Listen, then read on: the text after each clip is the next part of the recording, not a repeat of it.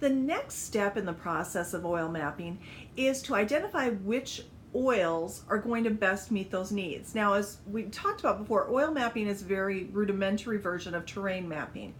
And with that, with terrain mapping, all of your focus is on which constituents will best help the body to do what it needs to do, or will best help the person meet their essential, their wellness goals. When you're looking at oil mapping, we are going to look at constituents just because that's really important in choosing which oil, but we're going to be more focused on choosing the oils versus choosing the constituents. But I do want to talk to you about just a few of the constituents, or those things that go into making an essential oil what it is. So we're going to cover that in the next several sections. Okay, the first one we're going to look at is monoterpenes. Now, monoterpenes tend to be colorless and they're highly volatile, meaning they go from a liquid form to a gaseous form very, very quickly. They're insoluble in water and have low boiling points and are prone to oxidization. Now, oils that are prone to oxidization, you want to store in airtight containers, so make sure you have your bottles sealed. I also like to store mine in a refrigerator just to cut down on the oxidization. It's one of those things that if you have oils that are very high in monoterpenes, many aromatherapists and so forth will keep those in a cool, airtight area, simply because that oxidization, while it doesn't necessarily, we're not talking about making the oil toxic or things like that, but what you are talking about is it will shorten the shelf life of optimal usage. And when you have an oil that has oxidized, you're going to find that, especially if you do it topically, skin sensitivities tend to be more common with that type of thing. So your oils that are high in monoterpenes, I would recommend making sure the bottle is sealed whenever not in use, and that it's stored in a cool, dry environment.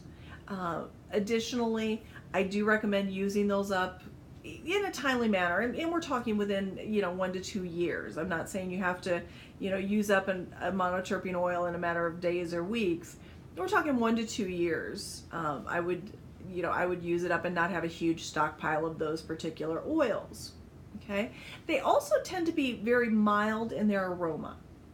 All right, now the properties of monoterpenes are, one, that they tend to be antimicrobial, which is nice.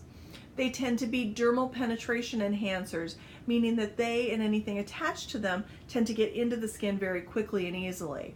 They do tend to be rather drying and dehydrating to both the skin and mucous membranes. Now, that can be a negative if you have very dry skin and you're looking for something for a skin cream. You may not want to have something very high in monoterpenes, or you may want to balance that out with something else. But if you have very oily skin that you're trying to get under control, or if you've got the running nose, the mucus going a little crazy, you're going to want to look at an oil that's high in monoterpenes. Okay, monoterpenes also tend to be very uplifting to the system. Okay, you could say even energizing and refreshing, but uplifting to me is one of the best words to describe it, because it's one of those things that really helps both, especially mentally and emotionally, helps to feel better. But when we're talking uplifting, we're talking about all the body systems, and so it can also cover just the fact that you feel more energized, you feel more awake, just more focused, more excited, more happy, that type of thing as well.